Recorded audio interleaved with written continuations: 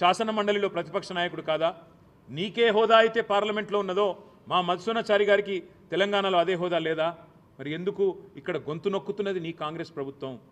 కొడంగల్ దళిత బిడ్డలు, కొడంగల్ గిరిజన బిడ్డలు ఎక్కడున్నావయ్యా రాహుల్ గాంధీ?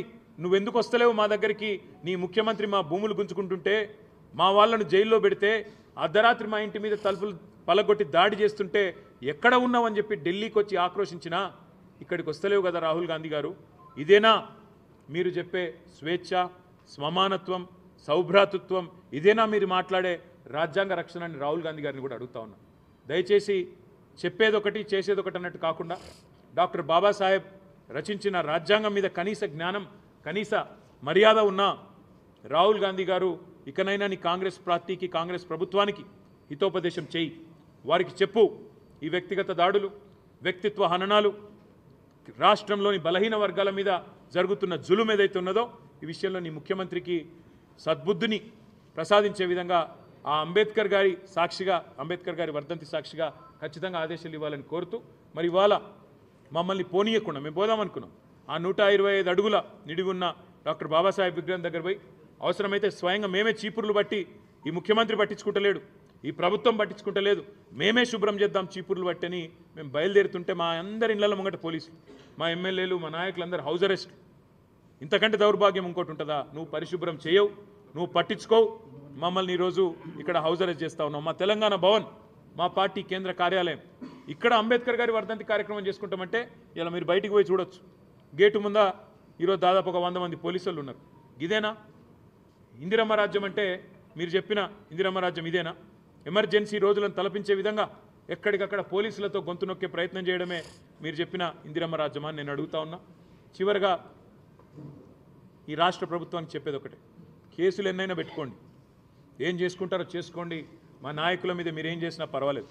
కానీ 9వ తారీఖు నుండి ప్రారంభమయ్యే శాసనసభ సమావేశాల్లో, శాసన మండలి సమావేశాల్లో తప్పకుండా మీ ప్రభుత్వం యొక్క నిర్వాకాన్ని, సంవత్సరం పూర్తయిన తర్వాత మీ రాష్ట్ర ప్రజలకు చేస్తున్న అన్యాయాన్ని ఎలుగెత్తి కొట్లాడుతూనే ఉంటాం, ప్రశ్నిస్తూనే ఉంటాం, పోరాడుతూనే ఉంటాం. వెనక్కి తగ్గే ముచ్చటనే లేదనే మాట మళ్ళొక్కసారి తెలియజేస్తూ మీ అందరికీ ధన్యవాదాలు.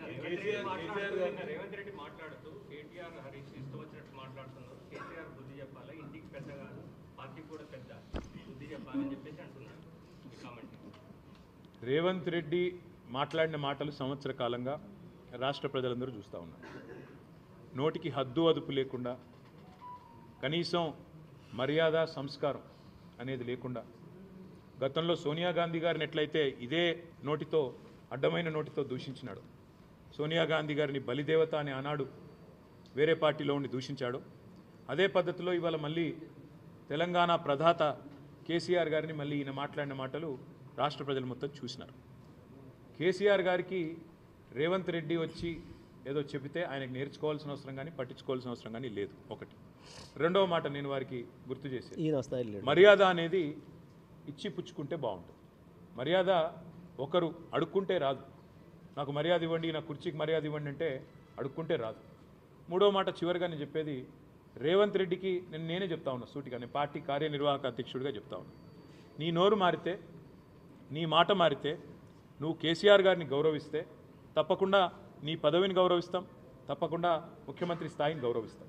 కానీ నీ కారు కూతలు మానకపోతే కుక్క కాటుకు చెప్పు దెబ్బ అన్నట్టు నువ్వు ఒక మాట మాట్లాడితే 10 మాటలు మేము కూడా మాట్లాడతాం. నువ్వేం చేసుకున్నా సరే, నువ్వు ఎన్ని కేసులు పెట్టుకున్నా సరే మేము వెనక్కి తగ్గం.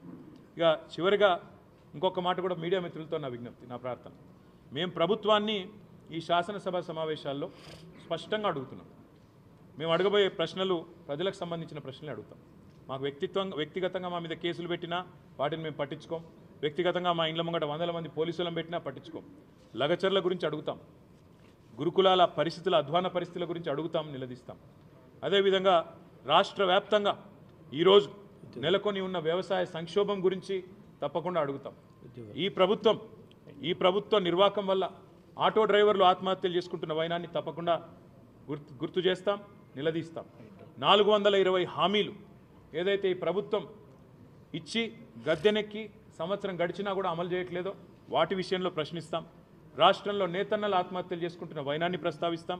ప్రతి ప్రజా సమస్యని స్పృశిస్తూ తప్పకుండా మేము డిమాండ్ చేస్తున్నాం, శాసనసభ సమావేశాలు కూడా కనీసం నెల రోజులు నడపాలని మేము డిమాండ్ చేస్తున్నాం. ఎందుకంటే ఈ నెల రోజుల్లో తప్పకుండా రాష్ట్రంలో ఉన్న ప్రతి సమస్యని మాకు టైం ఇవ్వండి.